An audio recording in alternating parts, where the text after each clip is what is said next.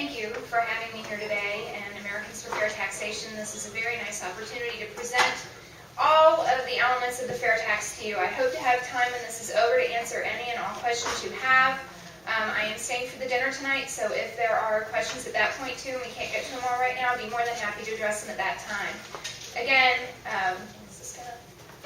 Oh, no, it's acting up. How many of you have read the fair tax book?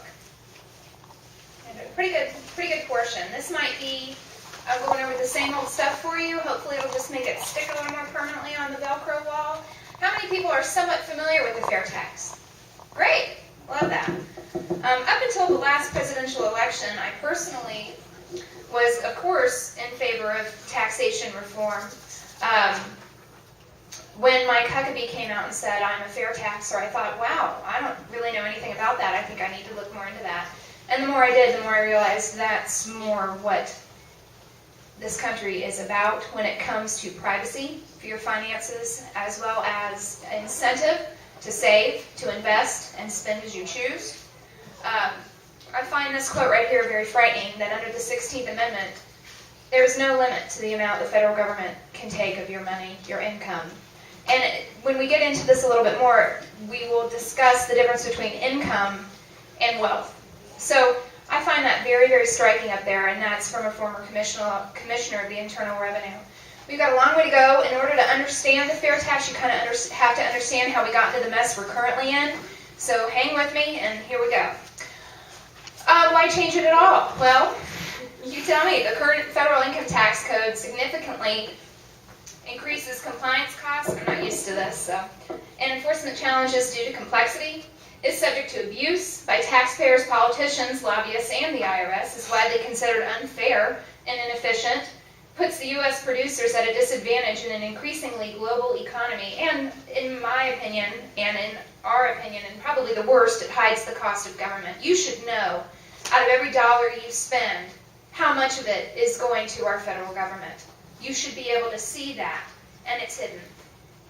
So how did it start? There was a guy in Houston, a businessman and a millionaire, who would go to his corporate meetings and he'd sit there and he'd be like, he'd just complain and whine about the income tax codes and the tax code implications of every business decision they made. And he got so fed up with it, they were spending like 90% of their meetings discussing tax implications. And he's like, all I want to do is make a product and sell it. Why do we have to worry about it? This is a nightmare. And his friends finally said, hey, you know what? You feel that strongly about it, do something about it. So he did. He put $4.5 million of his own money and 3 of his friends, and then they raised an additional $17 million of private money. It is the largest privately funded grassroots effort in the country. So over $20 million. And what they did is they used that at major universities, economic institutes, people, and they questioned them, what do you want in a tax code? And this is what they found. So this is the groups again, just for reference. People wanted the tax code to be simple, not the over 66,000 pages of tax code that we have currently. They wanted it to be fair.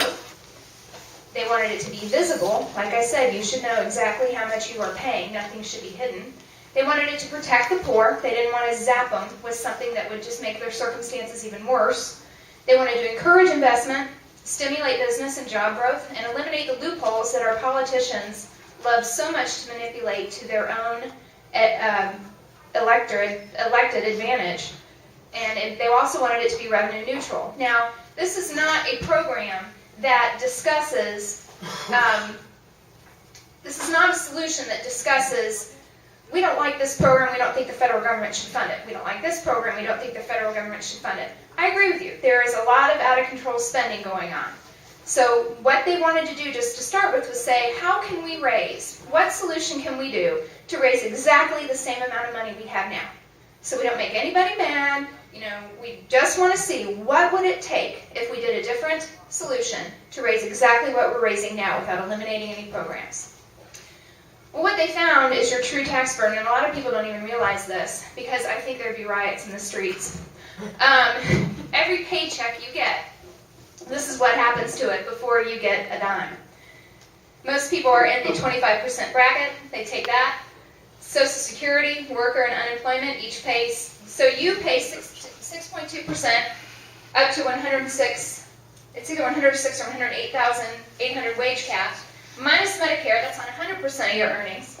Worker and employer each pay 2.9%, and then of course that goes up with Obamacare, minus payroll taxes, 8% from worker and employer. And the bad news, it doesn't in here. Remember where it says your employer has to match those, because an important part of your true tax burden is that corporations really don't pay that tax. So really your tax burden is right around 50%. Embedded taxes. Embedded taxes are all the taxes already paid in producing the product. So let's just say this pen is $1. Okay, you go to the cash register and it's $1.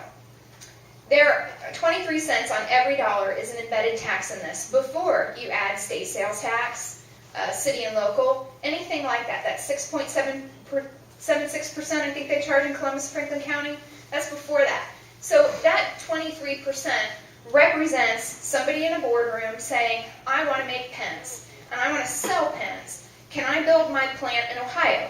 Can I build my plant in Kentucky? Or do I have to build them and make them in China, bring them over and pay an import tax? That is where that 23% comes from. Do I need to hire more people in the United States to do it? What are the tax implications of that? 23% of every dollar of everything you buy in this country is spent figuring out how that's going to implicate them in taxation.